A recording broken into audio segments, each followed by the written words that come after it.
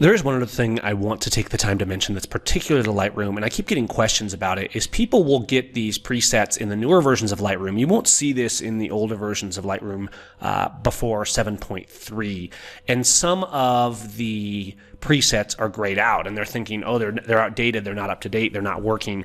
And that actually is not the case. I don't even know why there's not an option in Lightroom to turn this off. What it is Lightroom is seeing that you have a file, for example, a JPEG. If I go to a raw file, you can see here that none of them are grayed out. And if I apply a preset, it goes and it applies the look, and it applies a color profile. What's happening is that when I make presets, I always default to a standard like Adobe Standard or Camera Natural or something like that, so that there's consistency. I don't want to make a preset that uses a color profile, for example, like Canon Portrait or something like that, because then if you're applying that to a Nikon file, it's not going to come out as expected. What's happening is when you're working with a PSD or a JPEG or a TIFF, it doesn't have all those different color modes like Adobe Standard. So what it's doing is it's seeing, oh, this preset applies XYZ color profile, but that's not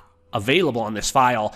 All that grayed out is indicating is that there is a setting or settings that are not available for that particular file, which is very distracting and kind of annoying to me, honestly, because it's nothing wrong with a preset. It's that the presets are designed to have everything available when you're working with a raw file, but that doesn't mean that if you apply it to a JPEG, it's not going to work.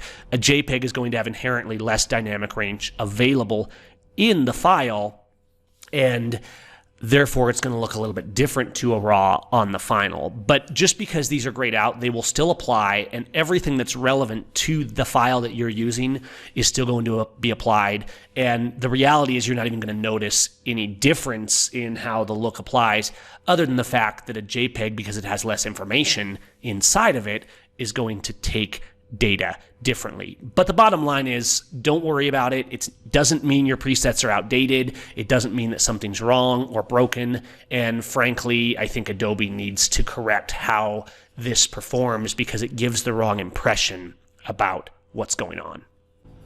Now, one more thing that can be even more confusing is if you go to Preferences and you go to the Presets tab, you'll see this visibility, Show Partially Compatible Lightroom Presets. If that's unchecked, it's actually going to hide all those presets that are perfectly suitable for your files, but that have one thing, probably a color profile related to RAW, that is not available for it. And so you're going to be missing a bunch of presets. There should be another option in here, and hopefully this will be added later, to disable the partially compatible indicator, because frankly, it's mostly useless for most things and doesn't really have any bearing on how you edit your files. So the bottom line is, if it's grayed out, don't worry about it. Use it. And if the preset is wigging out and it looks totally wrong, then maybe look into it.